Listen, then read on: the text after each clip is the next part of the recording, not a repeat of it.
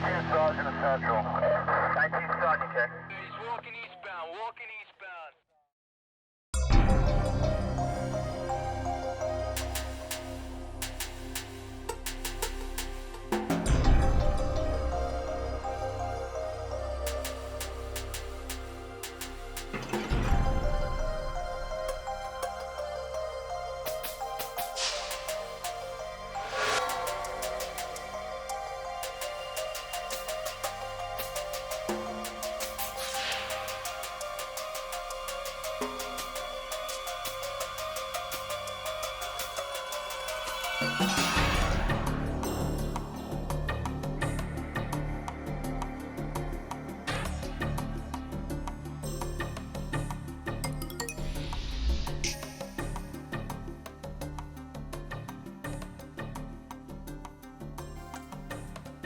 Every day, all across this country, in big cities and small towns, serious crimes are occurring at an alarming rate.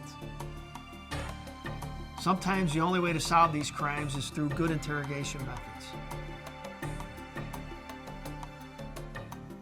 When we're lucky enough to get inside information pointing to certain suspects, rounding them up and making the arrest is only part of it. We have to interrogate these suspects and get them to admit in their own words what they did to plan and carry out the crime. If we can get that suspect to admit in his own words what he did to commit that crime, we're going to be able to obtain the convictions we need and put those guys where they belong, in prison.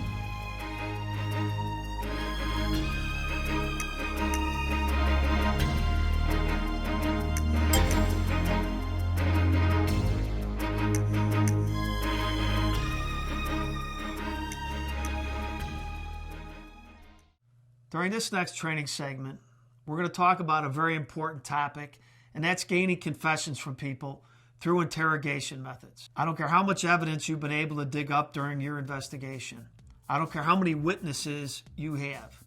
The most important thing that you can present in court when you go to trial is the suspect's own words admitting what they've done. Our goal during this next training segment is to give you the tools necessary to effectively go out there and get those statements from suspects. We're trying to psych them out. We're trying to make them believe that we know that they committed the crime. Their job is to come in and lie to us, feed us BS, to make us believe that they didn't commit that crime. The goal of an interrogation is to learn the truth.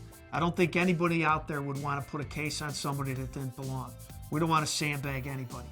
But we don't want to go out there and half-step either. We want to be able to go out there and learn the truth. You have to use some active persuasion. I never had anybody confess to me because I gave them a can of pop and a cigarette. I've seen it work a lot of times on TV, but for the cases that I worked on and were successful at, it took active persuasion. And we're going to talk about some of the ways to get bad guys to admit what they've done. When we are conducting interrogations, we have to think about the environment that we're going to be conducting these interrogations in. Always respect the importance of privacy. Try to create a private environment when you are interrogating suspects. It's almost like getting them to tell us a secret, something that's going to get them put in prison. So we have to think about the environment we're going to conduct these interrogations in. Always give the impression that you have endless time to work with that suspect.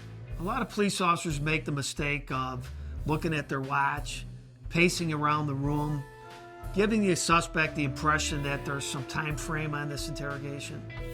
Just as we size up people that we're dealing with, people are sizing us up also. If we show them that we're losing interest, that there's a time frame on this, people are going to be a lot stronger in their resolve to keep lying to us. We don't want to be reminding anybody of the consequences of their crime, bringing up any jail time, talking anything about them getting convicted, losing their job, going to jail. Don't be bringing up consequences at any time when you're conducting an interrogation.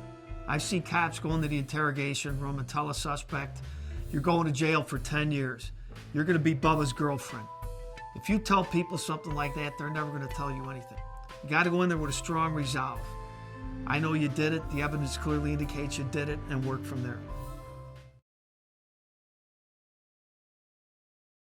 One of the ways that I put a lot of guys in prison was the end-around approach. We're pitting suspects against each other. I used to tell suspects all the time, your buddy in the other room gave it up. He told me it was your idea. He told me you had the gun. And they used to always tell me, bring him in here and make him say it in front of me.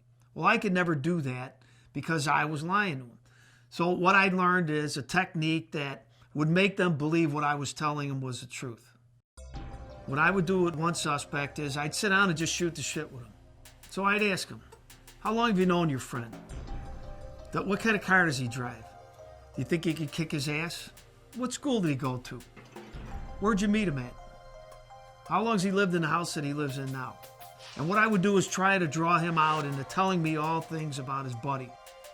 And you're going to see that after a little while, they're going to be all relaxed because all you're doing is breezing through information about his buddy. You're not bringing up the crime at all.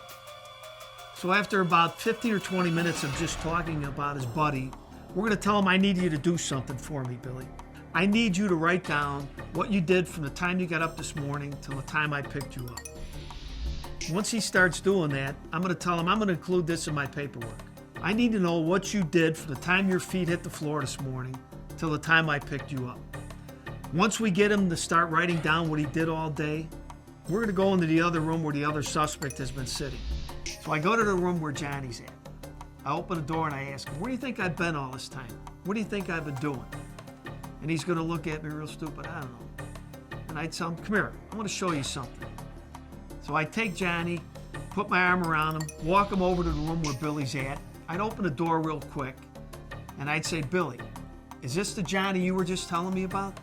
Is this the guy we just talked about?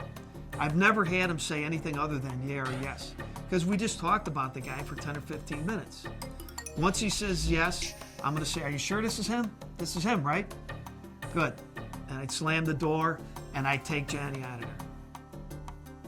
When you open that door and he sees his buddy writing down something, he's going to jump to conclusions. He's going to think he's writing out a statement. And we're going to make him believe that. We're going to tell him, Billy gave it up, man. He told me everything about what happened. He's writing down a statement right now. He told me everything. He said it was your idea. You talked him into it. The only reason he went with you is because he was afraid you were going to kick his ass. That's the story I'm running with. Once Johnny sees Billy writing down what he did all day, he's going to buy into the little game we played with him. So we're going to cleverly create that little illusion, and you're going to see these guys start flipping on each other. Once the one guy thinks the other guy gave it up, the other suspect is going to do the same.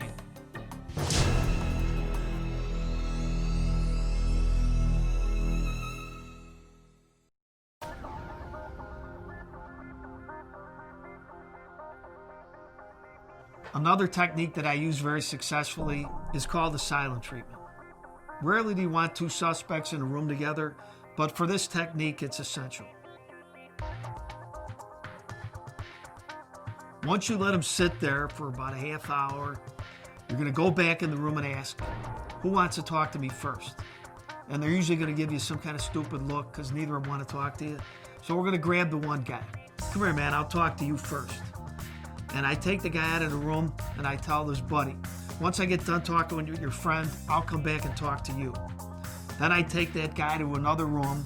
I'd sit him down by my desk and I wouldn't ask him nothing. Nothing.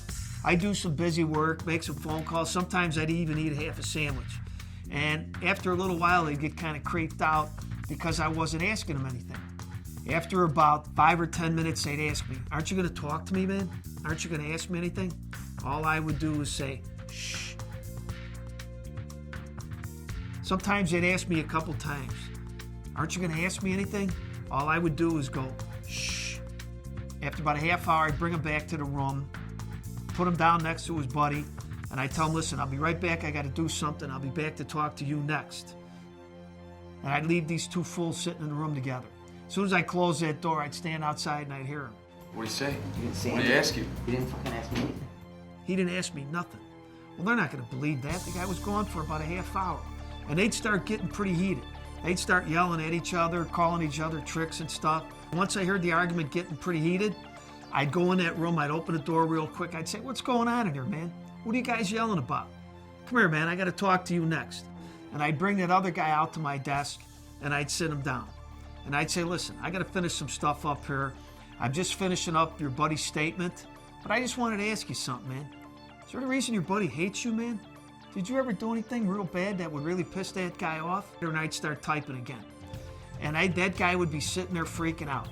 And I'd be tuning up that statement, or at least what he thinks I'm tuning up that statement. And after a little while, after typing for about 5 minutes or so, I turn to that guy and I'd say, listen, I'm going to tell you something right now. Your buddy laid you out real bad here. He told me everything about what happened. He said it was your idea. He said you had the gun. He said everything was up to you. The only reason he went with you was because he was afraid you were going to kick his ass. Once he thinks his buddy gave it up, he's much more likely to give it up himself. And we all know these guys are constantly tricking on each other. So what we're doing is creating a little illusion, playing some mind games. But I'm going to tell you right now, these two techniques worked very well for me. And I guarantee if you give them a try, they're going to work for you also. They're going to help you put some bad guys in jail.